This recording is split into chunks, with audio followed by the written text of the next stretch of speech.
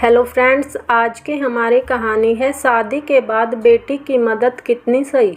आइए शुरू करते हैं। बेटा, ससुराल में सब ठीक है ना? दामाद जी का, तेरे सास ससुर का सबका व्यवहार कैसा है? नवविवाहित बेटी रिया पहली बार मायके आई तो माँ साधना जी ने पूछा। हाँ माँ, सब ठीक है, बेटी बोली। कोई परेशानी हो तो मुझे बता सकती हो, साधना जी फिर बोली। वो मम्मी, वहाँ पर ऑटोमेटिक गैस चूल्हा नहीं है, वही पुराने फैशन का चूल्हा है। मुझसे वहाँ खाना नहीं बनता। मम्मी जी से बोला था, वो बोली भी जल्दी दूसरा मंगा देगी, पर तब तक परेशानी झेलनी होगी, रिया मुंह बनाते हुए बोली। साधना जी उस वक्त चुप रही, पर शाम को जब बेटी ससुराल वापस जाने लगी, मेरी बेटी छोटी सी चीज के लिए परेशानी क्यों झेले? गैस चूल्हा रिया के हाथ में देते हुए साधना जी बोली और बेटी को गले लगा लिया। रिया भी खुशी खुशी वापस चली गई। ससुराल में सास के पूछने पर उसने कहा, मम्मी ने दिलवाया है, तो सास चुप हो गई। कुछ दिन बाद रिया अपने मायके कुछ दिन रहने आई। बेटा, गैस चूल्हा सही काम कर रहा है ना? अब तो कोई परेशानी नहीं, साधना जी ने चाय नाश्ते के बाद बेटी से पूछा। हाँ मम्मी, ठीक है, पर वहाँ माइक्रोवेव नहीं है जो खाना झटपट गर्म हो जाए। बार बार गर्मी में गैस के आगे खड़े होकर ही सब काम करने पड़ते हैं। बेटा, इस माइक्रोवेव को भी गाड़ी में रखवा लो। रिया जिस दिन वापस जा रही थी, उस दिन साधना जी बाहर से आई और ऑटो रिक्शा से माइक्रोवेव उतारते हुए बोली, पर मम्मी, ये आपने क्यों खरीदा? रिया माइक्रोवेव को देखकर बोली, कोई बात नहीं बेटा, तुम यहाँ रहने आई हो, कोई उपहार तो देना ही था, तो यही सही, साधना जी बोली। और रिया इस बार भी खुशी खुशी वापस चली गई। साधना, मुझे लगता है तुम्हें माइक्रोवेव नहीं लाना चाहिए था, साधना के पति श्रीकांत बोले। अरे, अपनी इकलौती बेटी को ऐसे कैसे परेशान होने दे सकती हूँ मैं छोटी सी चीज के लिए, साधना जी ने कहा और अंदर चली गई। बेटा, दिवाली आ रही है, सबके उपहार तो हमने खरीद लिए, तुम्हें कुछ चाहिए तो बताओ, साधना जी ने बेटी से फोन पर कहा। वो मम्मी, यहाँ फ्रिज छोटा है और पुराना भी, अगर हो सके तो। रिया ने अपनी बात अधूरी छोड़ दी। चलो बेटा, मिलते हैं दिवाली पर, साधना जी ने यह कहकर फोन काट दिया। दिवाली के तोहफों के साथ एक डबल डोर फ्रिज लेकर साधना जी और श्रीकांत जी बेटी के घर पहुंच गए थे। ऐसे ही वक्त गुजरता गया और रिया अपने घर में कुछ ना कुछ चीज की कमी का रोना रोती रही और साधना जी तुरंत वो चीज उपलब्ध करा देती। श्रीकांत जी पत्नी को बहुत समझाते, पर वो बेटी के मामले में उनकी एक न सुनती। आज रिया की शादी की दूसरी सालगिरह है। साधना जी और श्रीकांत जी बेटी के ससुराल जाने की तैयारी कर ही रहे थे कि रिया वहां आ गई।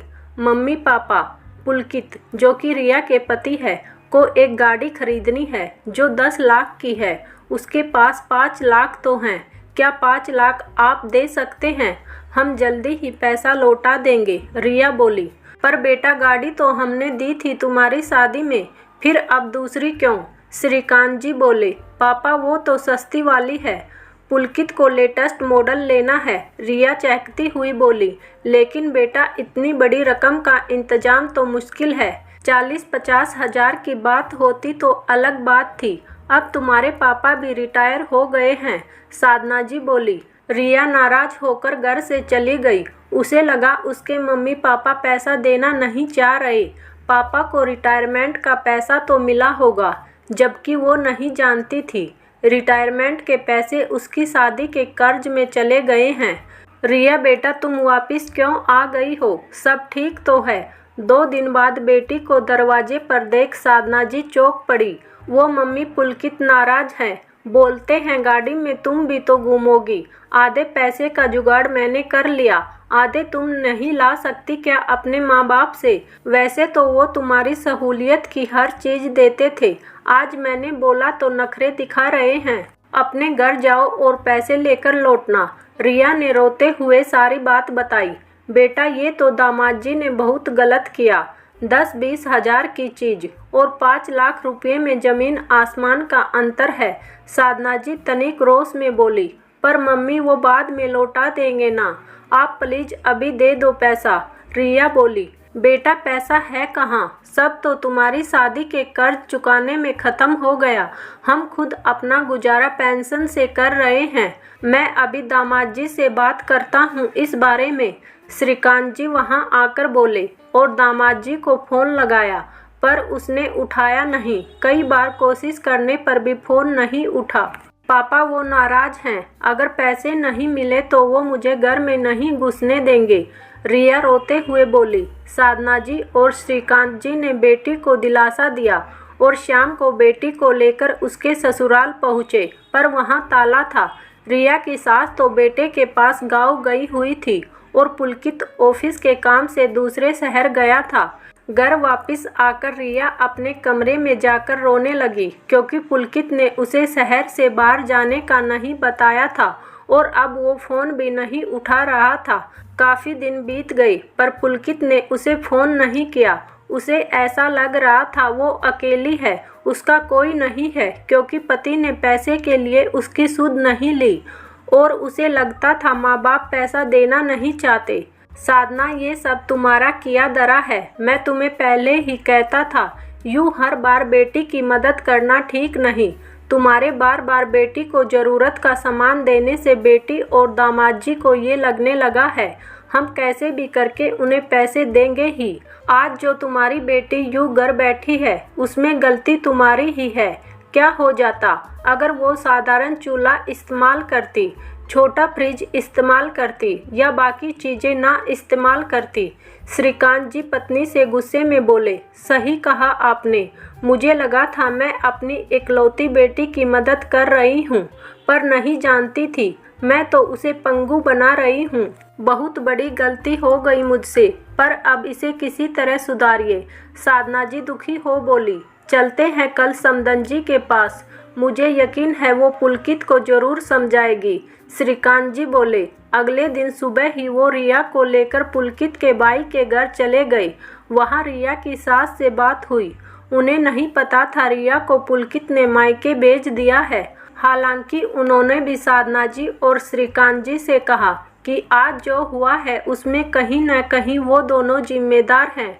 बेटी की शादी की है तो उसे थोड़ा खुद भी संघर्ष करने दीजिए। जरूरी नहीं जो पीहर में हो वही ससुराल में भी हो। फिर उन्होंने तुरंत पुलकित को फ़ोन करके आने को कहा। शाम तक पुलकित आया और माँ की डांट पड़ने पर उसे अपनी गलती का एहसास हुआ और वो रिया को साथ ले गया। साधना जी और श्रीकांत जी अपनी समदन का शुक्रिया अदा करते नहीं थक रहे थे। उनकी समझदारी ने बेटी का घर फिर से बसा दिया। दोस्तों, ऐसा अक्सर होता है। बेटी को ससुराल में थोड़ी भी परेशानी हो या किसी चीज़ की कमी हो तो माता पिता तुरंत दिला देते हैं। ज़रूरत बाद में आदत बन जाती है और बेटी दामाद अनावश्यक मांगे करने लगते हैं, जिनको पूरा न करने की दिशा में बेटी को परेशानी भी झेलनी पड़ जाती है या रिश्तों में खटास आ जाती है।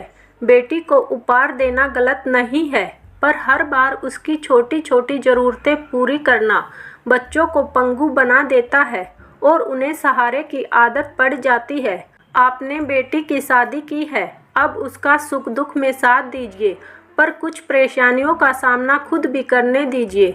दोस्तों, क्या आप मेरी बातों से इत्तेफाक रखते हैं, हाँ या नहीं? एक प्यारा सा कमेंट करके ज़रूर बताइएगा। साथ ही वीडियो को लाइक और चैनल को सब्सक्राइब भी कर लीजिए। फिर मिलते हैं किसी और इंटरेस्टिंग कहानी के साथ। तब तक के लिए धन्यवाद।